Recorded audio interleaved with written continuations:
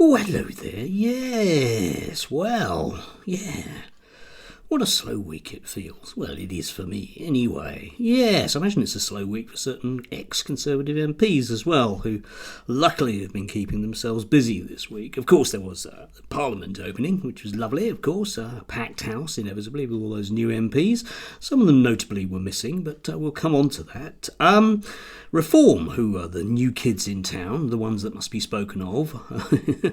It's noticeable that GB News have stopped saying very much about the Conservatives because, that's the way it goes, isn't it? Yes, anyway, that nice Mr Farage has made a deal with an Ulster unionist to get extra money for themselves in Parliament. Yes, we can see the direction of travel there. Anyway, yeah, it's odd to see somebody being booed in Parliament, but such is the nature. Meanwhile, of course, the actual Conservatives, some of whom were in Parliament, a lot of them weren't. Some of them who weren't in Parliament, of course, went to the popular Conservatives meeting in London, which was oddly, when you look at the pictures, not very popular. It was streamed on video, but not very many people tuned in. Strange that only about a year ago we were getting wall-to-wall coverage of these people because they were the bright, shining new future of conservatism, obviously, and now they are consigned to the dustbin of history. Anyway, yes. You have to smile at some of this stuff, right? Okay, because basically, inevitably, okay, there is no analysis here. There is no analysis of exactly why the British public decided not to vote for these people in real terms. Okay, so you get Mark Littlewood, who is a man with no moral or political principles whatsoever. He used to be a Lib Dem. He's another one of those. Okay, just this pays. Anyway, yeah, said basically a sort of keynote speech that. The Conservatives must, of course, go more right, because if anything, that if there's one lesson that's come out of the current election, it is of course that the Conservatives weren't right wing enough. I mean, yeah. This idea of doing more right-wing things is always very, very popular in Conservatives, and the analogy I will always use, as I'm sure some of you know, is it's a bit like Stalin arguing that he hasn't quite shot enough people. Yeah, if you just shoot another 10,000, you'll get communism. And we know historically that isn't very positive thinking. If you lose, think about realistically, be honest about why you lost. But of course, they can't be, because they're wedded to extreme notions of laissez-faire capitalism, if you like. This nirvana of 1840, when smiling, happy children worked in factories and made Britain great. Yeah, I know, it wasn't exactly that, but in essence, that's what they mean. They're quite happy to have an awful lot of people fall by the wayside, so long as they're okay. Effectively, that's what they're always about, these people. Anyway, did have to smile this one as well.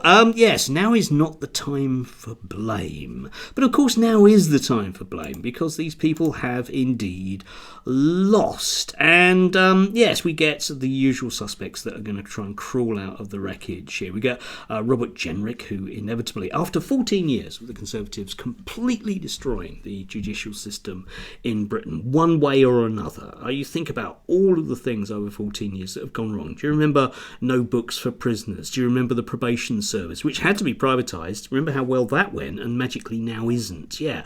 And vast overcrowding, no one being able to get any access to court time. The list goes on and on and on and on, and indeed on and on. I know, I'm still going, and on and on. But magically, of course, the problem with the Labour Party is having come up with a solution to this problem, which isn't necessarily ideal, but at least pragmatic and might work.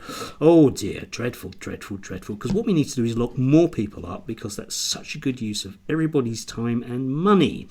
Yes, anyway, the elephant who wasn't in the room at the Popular Conservatives, who indeed wasn't in the room at Parliament is Suella Braverman, who was slagging off Robert Jenrick, but not anywhere on this side of the pond. No, she was in America at the National Conservative Conference, organised by some lovely organisations like the Heritage Foundation, who I'll speak of later on in the week, because that's where the money is. Okay, she is angling for the same basic funding that Robert Jenrick has got, because he stole a march on her.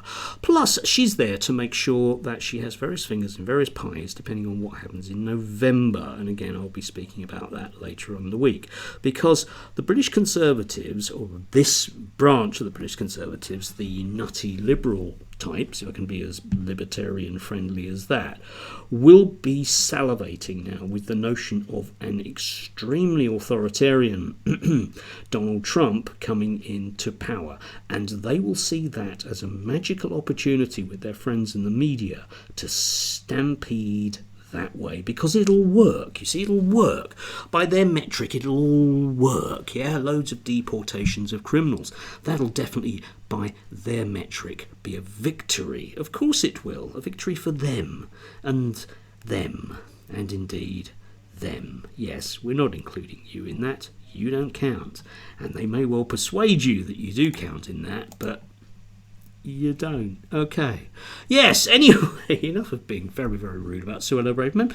But why not? Let's face it. Why not, eh? After all, why not just be rude about all of them? Let's face it. What could be ruder than the very rude awakening they've just had? Or indeed, not awakening, because these people are ideologues. I know they like to throw that word at other people. They've just got pragmatic common sense. The rest of us are ideologues, but by God, they got a kicking, didn't they? There is a reason for that. If you come into power promising to make people richer and then make them a lot poorer, for some reason they might be a bit cross. Anyway, do have a lovely Wednesday, and yes, we'll see what we can talk about USA later on in the week.